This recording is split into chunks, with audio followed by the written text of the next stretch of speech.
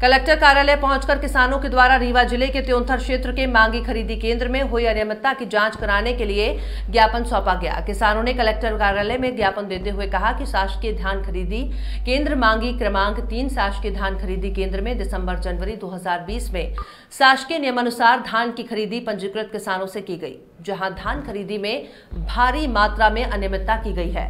किसानों को कोई पर्ची रसीद नहीं दी गई और सेल्समैन द्वारा किसानों को बार बार आश्वासन दिया गया कि सभी किसानों को पोर्टल पर फीड कराने के बाद पूरा भुगतान किया जाएगा, जो कि अभी तक नहीं हुआ। इसके साथ ही किसानों ने बताया कि किसानों की धान खरीदी दिनांक से 2 जून 2020 तक खरीदी केंद्र पर खुले आसमान के नीचे रखा गया है। किसानों से खरीदी गई धान का भी सांठगांठ कर बेच दिया गया। बेसिकली ये त्योंथर तहसील के मांगी क्रमांक 3 धान खरीदी केंद्र का ये मामला है और पिछली बार भी ये किसान आए थे और इन्होंने कलेक्टर महोदय को अवगत करवाया था। इनकी दिसंबर 2019 और जनवरी 2020 के आसपास की जो धान थी जो इन्होंने बेचा हुआ था खरीदी केंद्र में, तो इनको पैसा अभी तक नहीं मिला है। तो उसी के विषय में इनको ज्ञापन सौंपा गया है। पहले त्योंथर में सौंपा गया था एसडीएम को और फिर इसके बाद कलेक्टर को। ये तीसरी बार ये आए हुए हैं किसान, इन्होंने सूचित किया, हम इनके साथ में आए, हम एक सामाजिक कार्यकर्ता हैं और हम ये बताना चाह रहे हैं कि बेसिकली उनकी जो जांच हुई है पिछली बार, वो जांच सही नहीं हुई है और हमने ये मांग की हुई है कि ये जो जांच है ये सही तरीके से होनी चाहिए, क्योंकि इसमें एक टीम गठित करके जांच की जानी चाहिए। ये जो डीआर यहाँ पे पांडे जी हैं, उन्होंने जांच की और साथ में फूड डिपार्टमेंट के कुछ लोग गए थे। उन्होंने किसी भी किसान का कोई बयान नहीं लिया है।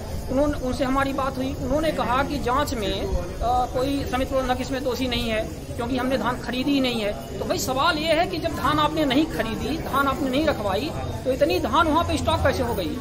हजारों टन धान वहाँ पे स्टॉक कैसे हो गई और कैसे वो लूट हो गई? उन्होंने कहा कि ये लूट का मामला है, लूट का मामला है, तो हमने इसको पुलिस को लिखा हुआ है। तो भाई लूट का मामला है, वो तो बहुत बाद में लूट हुई, जून में लूट हुई, लेकिन इसके पहले इतने दिनों तक धान यदि मांगी क्रमांक 3 धान खरीदी केंद्र में रखी रही तो कैसे रखी रही? क्या शासन प्रशासन ने किसानों को बताया नहीं कि आपकी धान यहाँ पर रखी, आप यहाँ से ले जाओ, हम नहीं खरीदेंगे? आपने कोई नोटिफिकेशन नहीं जारी किया, कोई जानकारी नहीं दी और इन किसानों की धान लुटवा ली गई, उनकी लूट नहीं हुई है। और इसी के विषय में इन्होंने 2 बार, दूसरी बार कलेक्टर के पास आए थे, इलैया राजा टी साहब के पास आए थे और इन्होंने अपनी व्यथा बताई हुई है वहाँ पे और उन्होंने कहा है कि एमएसपी को लिख रहे हैं, ये लूट का मामला है। तो हम ये कहना चाहते हैं कि लूट का मामला तो है, ठीक है, लूट का मामला, लेकिन किसने लुटवाया धान? कैसे वहाँ पे रखी रह गई धान? आप पता करवाइए कि किसने रखवाया था, अथॉराइज्ड जगह पे आपने कैसे धान को रखा वहाँ पर और फिर कैसे वो लूट हो गई। कलेक्टर से आप मिले हैं, कलेक्टर सर से, तो कुछ बोले? कलेक्टर साहब से हमारी बात हुई, हम गए थे, किसानों ने भी अपनी व्यथा पीड़ा बताई है और उन्होंने एसपी साहब से जांच करवाने के लिए बोला है कि रीवा एसपी से वो जांच करवाएंगे। मतलब वो मान रहे हैं कि ये लूट का प्रकरण है, ये आपराधिक प्रकरण है। लेकिन इसके पहले हम ये कहना चाहते हैं कि जब वहाँ पे 5-6 महीने धान रखी रह गई, मात्र 200 मीटर का दायरा था, जहाँ पर तहसील एसडीएम वहाँ पे बैठते हैं, सीओ बैठते हैं, एसडीओपी बैठते हैं, जज साहब बैठते हैं तहसील पचामा में, जहाँ की अपन बात कर रहे हैं। तो कैसे ये मामला हो गया? कैसे उनकी नजर में नहीं आई इतनी सारी धान?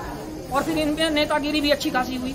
पिछली जो सरकार थी कांग्रेस, उस समय पे हुआ 15 दिन बारदाना आपने क्यों रोक करके रखा? नागरिक आपूर्ति निगम से आप ये नहीं पूछ सकते थे आपने बारदाना 15 दिन क्यों नहीं दिया?